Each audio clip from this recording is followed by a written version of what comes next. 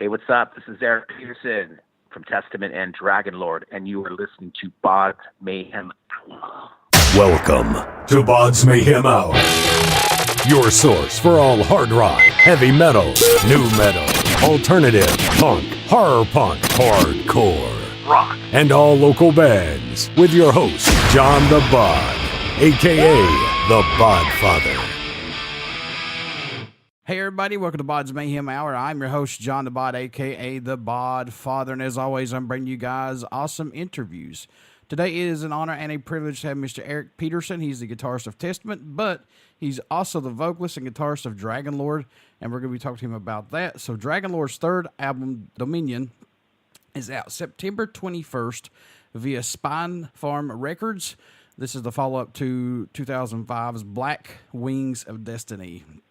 You could check out, you could check out the videos for Dominion and Northlanders right now, and this is very interesting coming from you, man. First off, thanks for joining us today.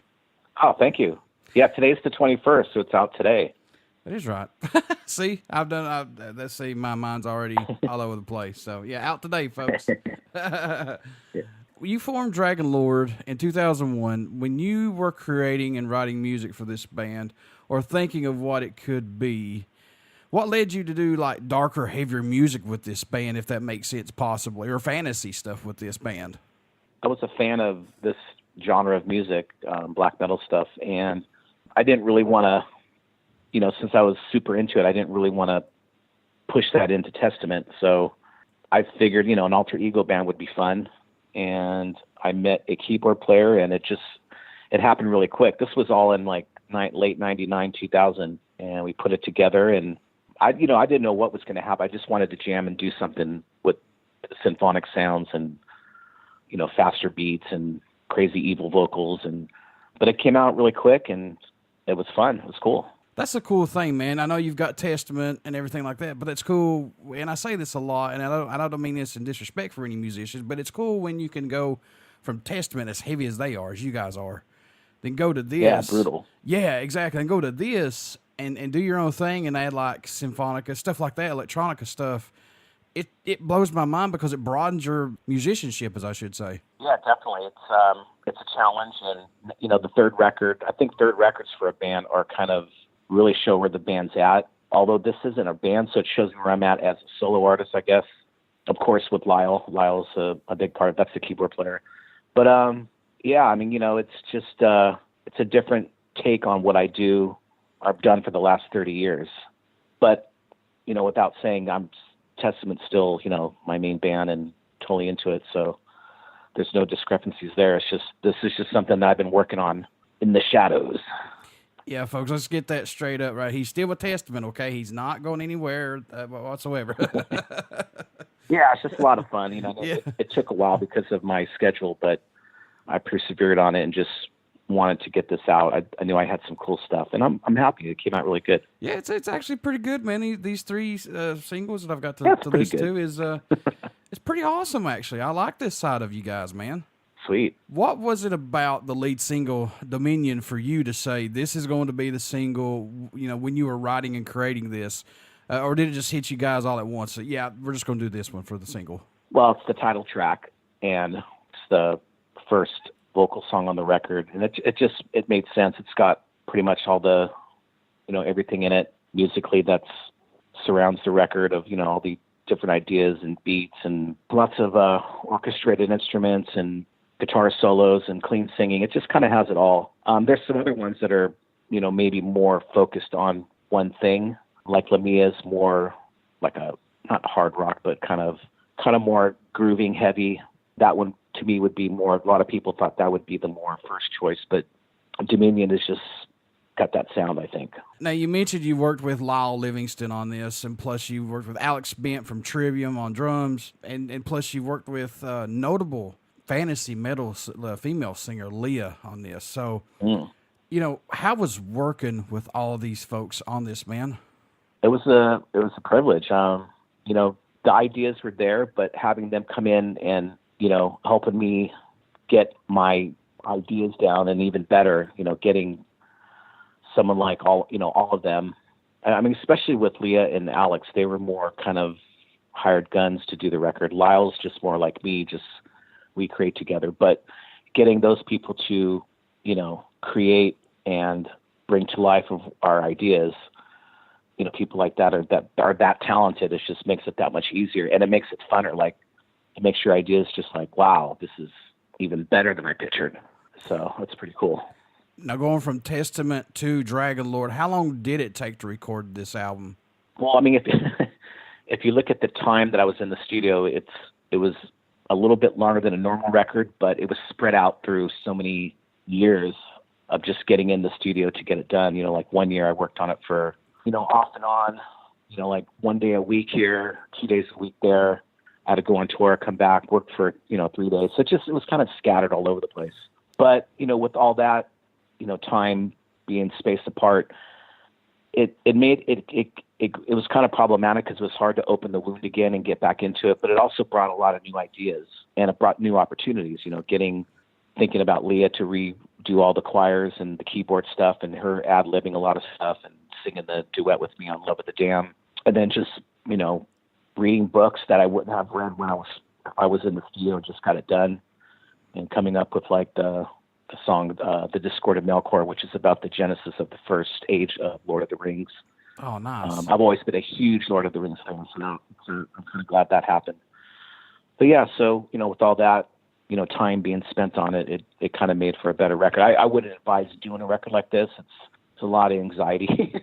I can imagine. You know, the record should have been turned in so long ago, but you know, at the same time, this is what it is, and it's very relevant still. I think it's cool to hear, you know, the ideology of the black metal genre at its height in the late 90s, and then coming out in 2018, but still fresh. So that's kind of cool. So what is your favorite series of books, man, that you like to read personally? I like a lot of Tolkien stuff. Now I'm reading a book called The Master and Margarita. It's a Russian author. It's a cool book. I'm really into graphic novels. That's a lot of fun too. That's probably my favorite. Not too much reading, more pictures and just kind of a storyboard, almost to like a movie. It's kind of cool. Kinda. Yeah, go ahead. This album was recorded at Northern California's Trident Studios. You produced it with an assist from engineer mixer Juan, and I hope I pronounced his last name correct, Ortega. He's worked with Ortega. Ortega. There you go. Thank you. He's worked with Testament, Machine Head, bands like that. How is working with him on this? First of all, he's a good friend, and it's we butt heads a lot and argue, but it's cool that we can be that comfortable and not feel like, you know, he knows. We both knew what we needed to do, so that was really cool. But it's cool when you work with somebody that you're familiar with as well, because he knows what you're wanting. Yeah, and I like to kind of work alone, but with him, I feel comfortable, and especially, you know, doing the vocals and just recording. I know that he knows what I want, so I can trust him. Well, kind of trust him. He definitely thought everything was good. And I'm like, no, that's not good. But you know, at the end of the day, we both persevered on getting the sound we wanted. It took a while. Definitely the mix took a while, but you know, I think everything's there. Any songs off the new album stand out more to you on it, possibly? I mean, I know this is the hardest thing ever to choose, but I mean, are there any that possibly stick out for you? Well, I mean, they're also different. They're written over different time periods, so there's different influences for sure. And I like records like that. It's rather than, but then again, you know, there's like The Gathering. It's like all the songs go together. It's like one big long song. That's a Testament record. And then there's records that are, you know, like first records. They're written over time and they got different trips to them. So this is kind of like a record like that. But I guess the one that stands out that's the most different and people are most surprised by is Love of the Damned, which is more of a, you know, I don't want to say ballad, but it's a slower song and it's kind of a duet, but it still has the dark theme, you know, the lyrical content. So here's a crazy question for you. Since you like doing fantasy stuff and reading fantasy books and things like that, plus other things, would you ever consider possibly doing a concept album? Because if you like doing this stuff, man, that may be right up your alley, possibly. Oh, yeah. I mean, that was one of the ideas for, like, the Lord of the Rings, the Silmarillion. Silmarillion, I never say that right. Anyway, you know, just that whole, the genesis of all that is just, I mean, I couldn't even cram in all the words I wanted for the song, but that would be a lot of fun. I mean, like Rush 2112, Hemispheres, big fan of that stuff. Yeah, you'd have to have the right people to create it with and have, the time, but yeah, who knows? What do you hope One day. Hey, I don't see you not doing it, man, because I honestly think that you would knock it out of the ballpark. But will I get it done? But yeah, no, for sure. What do you hope the fans take away from this album once they hear, or what message do you hope that they get from it possibly when they listen to it? That's a good question. Just the vibe and the feeling of that I got writing it, like not thinking, oh, that's good enough, just finding the right chords and the right arrangement and listening to myself and going, yeah, I like this. This is cool. And so far, the people that I've talked to really dig it and kind of have the same reaction on the same songs. So, yeah, I mean, just check it out. And there's a lot of nook and crannies on the record for sure. And, just to get lost in the lyrics. I mean, it's definitely an escape, like a good book or something. I also like songs that you can sing that you can deal with in your life and you can apply it and makes you feel better. That's exactly what I'm going through. But I don't think people are going to be going through the discord of metalcore.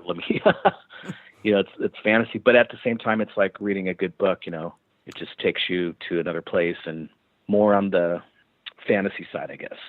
Dragonlord released their debut album in 2001 entitled Rapture. How much growth musically have you seen this band and plus yourself go through from debut album Rapture, Black Wings of Destiny, up to the release of this album? Or has it just been a personal growth for all of you guys involved with Dragonlord?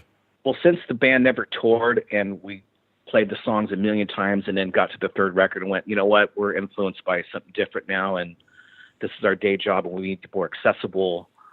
And, a lot of bands fall into that and they lose their sound or they get better, however it works out. With Dragonlord, it's just a continuation of the first record, but just getting better at what we do. So we're not sick of our sound yet, and that happens, at bands, or you don't get, sick of it, but you know that you got to sound like that. I don't know.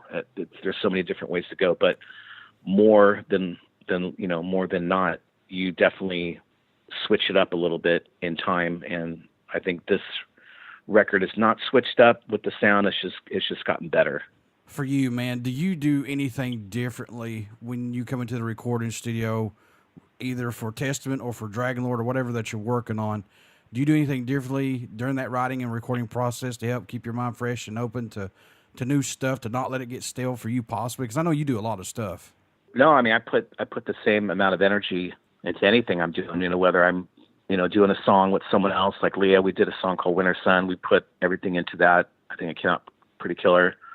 And then, all the Testament stuff, we put everything into it it's got to sound killer. I mean, I have to be a fan of what I'm doing.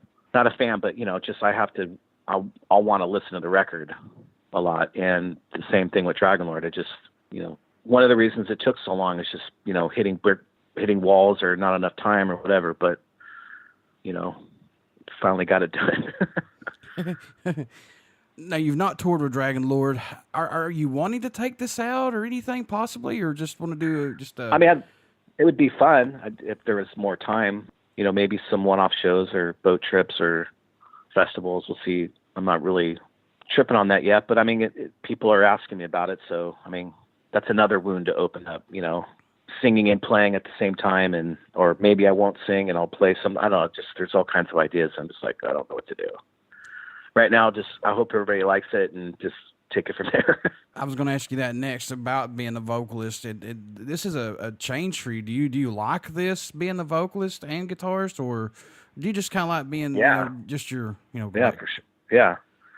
Yeah. I mean, especially on this one, I just got into character with the lyrics, and I'm glad the way it came out. Love of the Damned was going to be more death grunts and screams with echoes, and it just wasn't feeling right. And I think I was just messing around, and, Juan recorded me, and he played it back, and I'm like, what is that? He said, oh, that's you. And I'm like, when?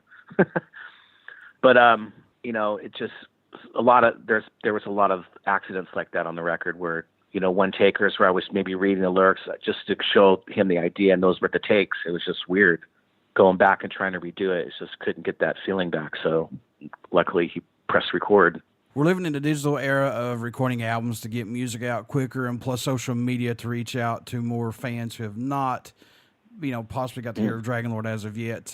Do you like this, man? I mean, I know that this happens for both bands and everything that you're working with, but do you like this for Dragonlord, though?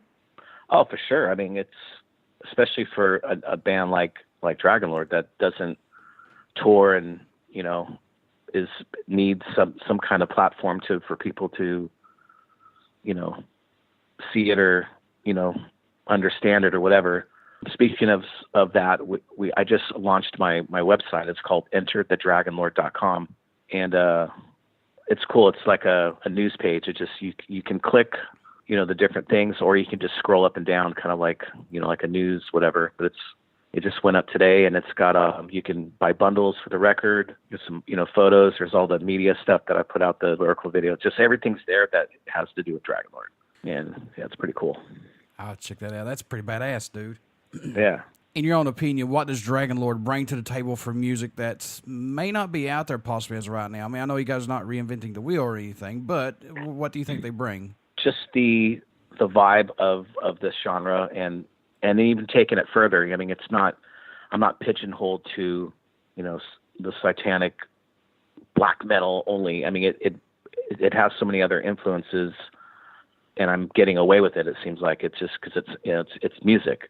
And just the freshness of the beginning of the genre, but making it feel fresh, I guess. When I listen to it, I'm like, and I listen to the newer bands, and they're way going, I don't know where they're going. They're not where my favorite records of some bands, they don't have that sound anymore.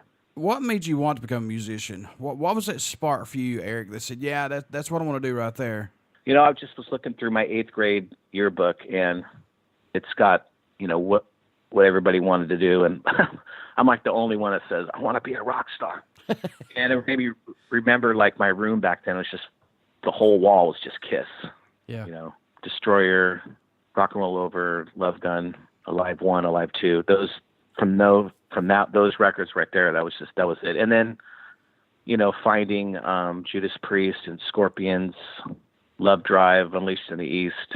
And then, a year later, finding black metal stuff, finding out about Venom and Angel Witch. And remember getting freaked out. I got too stoned, and I ripped up the Venom record because I thought the devil was in my house. I was like, what the hell is this? Kill a newborn baby, tear the infant's flesh. I was like, you can't say that shit. And I remember my cousin was just laughing. We're drinking a 6-pack of Moosehead or something. I mean, we're in 9th grade, so we're just, yeah. Wayne's World for sure.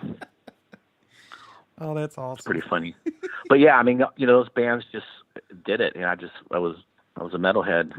So what do you think about Rob Halford, man? I mean, his vocals is still on point to this day. And there's some that I big. Yeah. I mean, big influence, even though I'm a guitar player, but just makes you want to play metal. Yeah. Yeah. And plus Kiss announced their 18th farewell tour. Yeah. We'll see. Yeah, we'll see that for sure. And then my producer that I've worked with for forever, Andy Sneap, is playing guitar now with Priest. Oh, that's awesome. And I remember when he told me, and he goes, "You can't tell anyone." But I might. They asked me to join. I'm like, oh my God. We were both having a fanboy moment, just freaking out. Eric faints. He's like, "Hey, wake up! What's going on?" Yeah, it was pretty cool. Oh, man. Well, because we both of us grew up, just Hell Bent for Leather, Priest, sure. Unleashed in the East, all the killer, and even their new stuff's awesome, of course. But I mean, just when you get into a band and the first records you get into, those are the ones that are embedded in your brain. Yeah, the new album Firepower is just that's awesome too. Yeah, oh my God, really, really good. It's fucking unbelievable. I'm going, this is Judas Priest 2018. This is Judas Priest still today. Yeah. Well, they had to go through some other stuff to get there, but they got there again. I knew they had it. I mean, when Andy told me he was going to produce it with their old producer, I just knew. I know Andy's like me. He's just a super fan. He goes, "Don't worry, I'm gonna make sure we get a proper Priest record." And I mean, when he would play stuff over the phone for me, I'm like, "Whoa, yeah, are you kidding me?" Yep. They sure nailed That's it. That's awesome. for damn sure. Yeah. They sure hit. Oh, So, yeah. here's the $1 million question, man, with Dragonlord. Could you ever see getting Billy to do a song on Dragonlord's album, possibly? Yeah, I'm sure he would, do some death backup vocals, That'd be awesome. something. Yeah. I mean, but I'm in a band with them already. So, I mean, I just have to go, hey, let's, that's the whole thing. That's the whole thing, though, is me doing something different, Yeah, for sure. So, but yeah, I mean, I could see him fitting in and doing something. I mean, some of the low stuff I do on the record, people have said, it sounds like Chuck. I'm like, okay. That's awesome. Chuck's an amazing vocalist, so that's killer. Support-wise, is there a country or location that stands out more or even surprises you? You guys get support for Dragonlord that you could tell maybe? Oh, yeah, the Eastern European countries, for sure. From Germany to Sweden to Russia, Slovenia, Poland, all those countries are really into. And then South America is just off the hook for that kind of music. I mean, I could probably go to South America and just tour forever with this stuff. That's awesome. And before anybody calls me a poser or anything on these YouTube videos, I did mean Chuck Billy. I'm just used to calling him Billy. That's just what I've always called him since I've listened to Testament. So there. I do know. People know who he is. Oh, I've got shit. I've been called a poser and everything just because I pronounced something wrong. Dude, it's unbelievable. I'm like, really? How can folks stay in touch with you, buy this merchandise, this new album, things like that from Dragonlord, Eric? How can they do that, my friend? Enter the Dragonlord.com. So everything's there. I got to say kudos on this because this is really cool of you stepping outside of your box and doing something other than Testament-wise, even though Testament is freaking amazing. But this is awesome that you're doing your own thing. So kudos to you, my friend. Right on, man. Thank you. Can you please do a promo for my show before I let you go? Sure. Hey, what's up? This is Eric Peterson from Testament and Dragonlord, and you are listening to BODS Mayhem Hour. Everybody stick around. We got some great music coming up, and you only hear these interviews right here on BODS Mayhem Hour and BODS Mayhem Radio Network. Thank you so much, Eric. I appreciate it, man. Right on. Thank you so much. I appreciate it.